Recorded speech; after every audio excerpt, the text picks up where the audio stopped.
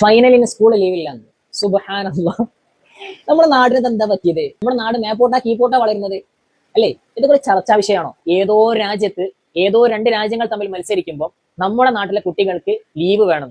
സ്വന്തം രാജ്യത്തിന് ഒരു റോളും ഇല്ലാത്ത ഈ ഒരു വിഷയത്തിൽ എന്തിനങ്ങനെ ചർച്ച ചെയ്യുന്നത്? എന്തിനാണ് നമ്മൾ ഈ വിളിക്കാത്ത കല്യാണത്തിന് പോയി പ്ലേറ്റ് നിൽക്കുന്നത്? ഒരു വിശ്വാസിയെ സംബന്ധിച്ചിടത്തോളം തന്റെ എല്ലാ കാര്യങ്ങളും ആഖിറത്തിലേക്ക് ഉപകരിക്കുന്ന കാര്യമായിരിക്കണം. ഈ വേൾഡ് കപ്പ് കാണൽ കൊണ്ട് എന്താണ് ആഖിറത്തിലേക്കുള്ള ബെനിഫിറ്റ്?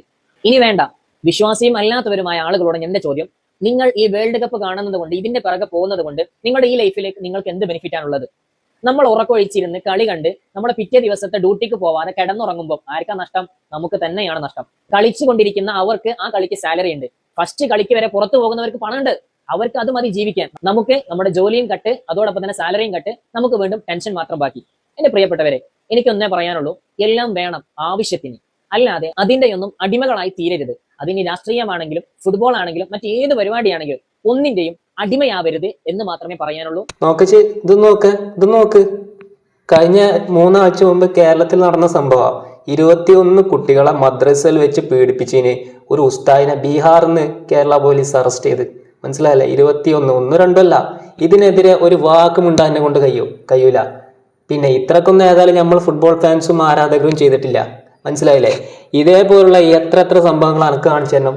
ഒരു വാക്ക് അതിനെതിരെ ഉണ്ടാൻ പറ്റുമോ? ഫുട്ബോൾ ഫ്ലക്സ് വെക്കാൻ പാടില്ല, ഫുട്ബോൾ കളി കാണാൻ പാടില്ല, എന്തിനാണ് മക്കളെ ആരാധിക്കുന്നത്, മറിച്ചത്. അതെ, സ്വന്തം വിഭാഗത്തിലുള്ള തെറ്റുകൾ ചൂണ്ടിക്കാണിക്ക്, എന്നിട്ട് മതി ബാക്കിയുള്ളവരെ നെഞ്ചത്ത് കയറാൻ. എന്നോടാ പറയാനുള്ളത്. അല്ല ചങ്ങായി, തിങ്കളാഴ്ച സ്കൂളിൽ ലീവ് കൊടുക്കണോ വേണ്ടോ എന്ന് അത് ഗവൺമെന്റ് തീരുമാനിക്കും. അതിൽ ഇജെന്തിനാണ് ഇത്ര ബേജാറാവുണ്ട്? പിന്നെ ഏതോ രാജ്യത്ത് നടക്കുന്ന ഏതോ കളിക്ക് എന്തിനാണ് മക്കളെ നിങ്ങൾ ഉറക്കൊഴിക്കുന്നുണ്ട്? നിങ്ങളെ സാലറി കട്ടാവില്ല, എന്തിനാണ് എത്ര ബേജാറെന്താ? ബാക്കിയുള്ളവർക്കില്ലാത്ത ബേജാർ എന്തിനാണ് എനിക്ക്? പിന്നെ ഏതോ രാജ്യത്ത് നടക്കുന്ന ഏതോ കാര്യം എന്നൊക്കെ പറയുമ്പോഴേ കുറച്ച് മുമ്പത്തെ കുറച്ച് കാര്യങ്ങൾ ഓർമ്മ വരുന്നുണ്ട്. പണ്ട് ഇറാഖിൽ സദ്ദാം ഹുസൈൻ എന്ന് പറഞ്ഞ വ്യക്തിനെ അമേരിക്ക തൂക്കി കൊന്നപ്പോൾ അന്നെപ്പോലുള്ള ആൾക്കാർ ഇവിടെ പ്രതിഷേധിച്ചിരുന്നു. നമ്മളും പ്രതിഷേധിക്കും. അപ്പം എന്നോട് ചോദിക്കുകയാണ്, ഏതോ രാജ്യത്ത് നടക്കുന്ന ഏതോ കാര്യത്തിന് എന്തിനാണ് ഇവിടെ അങ്ങനെ പ്രതിഷേധിച്ചെന്ന്? പോട്ടെ, ഇസ്രായേൽ ഫലസ്തീൻ ഇഷ്യൂ ഏതോ രാജ്യത്ത് നടക്കുന്ന ഏതോ സംഭവം കേട്ടോ, അതിനെന്തിനാണ് ഇവിടെ കിടന്ന് പ്രതിഷേധിക്കണേ? അല്ല, പറയുമ്പോൾ എല്ലാം പറയണ്ടേ? ഇസ്രായേൽ നടക്കുന്ന നരഹത്യ കേട്ടോ, അതിൽ സംശയമൊന്നുമില്ല, അതിനാർക്കും ന്യായീകരിക്കാൻ പറ്റില്ല. പക്ഷേ ഏതോ രാജ്യത്തെ ഏതോ കാര്യം എന്നൊക്കെ പറയുമ്പോഴേ, ഇറാന് അമേരിക്ക യുദ്ധം, ഏതോ രാജ്യത്ത് നടക്കുന്ന ഏതോ കാര്യം, അതിനിവിടെ പ്രതിഷേധം. അനീതി എവിടെ കണ്ടാലും പ്രതിഷേധിക്കും. അത് വേറെ വിഷയമാണ്. ഫുട്ബോൾ എന്ന് പറഞ്ഞാൽ ആൾക്കാർക്ക് ഒരു സന്തോഷം കിട്ടേണ്ട, ഒരു റിലാക്സേഷൻ കിട്ടേണ്ട ഒരു കാര്യമാണ്. മനുഷ്യന്മാരൊന്ന് ഒന്നിക്കേണ്ട ഒരു 5 വർഷം കൂടുമ്പോൾ വരുന്ന നമുക്കൊരു ഉത്സവം എന്നൊക്കെ പറയില്ലേ, ഒരു ആഘോഷമാണ് ഫുട്ബോൾ. അതിന് എന്നെപ്പോലുള്ള ആൾക്കാർ ഇത് തുടങ്ങിയപ്പോൾ മുതൽ ചൊറിയിൽ തുടങ്ങിയതാ. ഇജ് കാണില്ലെങ്കിൽ ഇജ് കാണണ്ട, ബാക്കിയുള്ളവർ കാണണ്ട, ലീവ് കൊടുക്കണ്ട എന്നൊന്നും പറയാൻ എനിക്ക് ഒരു അർഹതയില്ല. അതിനെപ്പോലുള്ള ആൾക്കാർ ഇവിടെ ഉള്ളതുകൊണ്ടാണ് കേരളത്തിൽ വർഗീയത കൂടി വരുന്നത്. മനുഷ്യന്മാർ വർഗീയത ഒക്കെ ഒഴിവാക്കിയിട്ട് പരസ്പരം ഒന്നിച്ചിരുന്നിട്ട് ഒന്ന് സന്തോഷിക്കുന്നത് കാണുമ്പോൾ എനിക്ക് പറ്റൂല.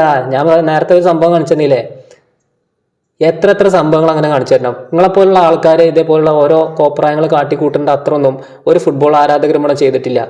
പിന്നെ ലീവ് കൊടുക്കണോ വേണ്ടെന്ന് അത് ഗവൺമെന്റ് തീരുമാനിക്കും. അതിലും ഇജ് ബേജാറാവണ്ട. കേരളത്തിൽ വർഗീയത മനസമാധാനത്തോടെ ആൾക്കാർ ഒന്നിച്ചിരിക്കുന്നത് കാണുമ്പോൾ എനിക്കെന്തത്ര പ്രശ്നം? വേണ്ട, 24 മണിക്കൂറും മതം വർഗീയതയും പറഞ്ഞു നടക്കുക. തൊട്ടതിലും തൂങ്ങിയതിലും ഒക്കെ വർഗീയത മതം കൊണ്ട് നടക്കുന്ന ഈ ഒരു കാലത്തെ ഫുട്ബോൾ ഇവിടെ വരും. എൻ്റെ ഒരു അഭിപ്രായത്തിൽ ഈ 5 വർഷം എന്നുള്ള ഒരു 2 വർഷം കൂടുമ്പോൾ ഒരു വേൾഡ് കപ്പ് വരണം. അപ്പോൾ എൻ്റെ ഒക്കെ കരച്ചിൽ എത്രത്തോളം ഉണ്ടാവും, ഞാനതാണ് ആലോചിക്കുന്നത്.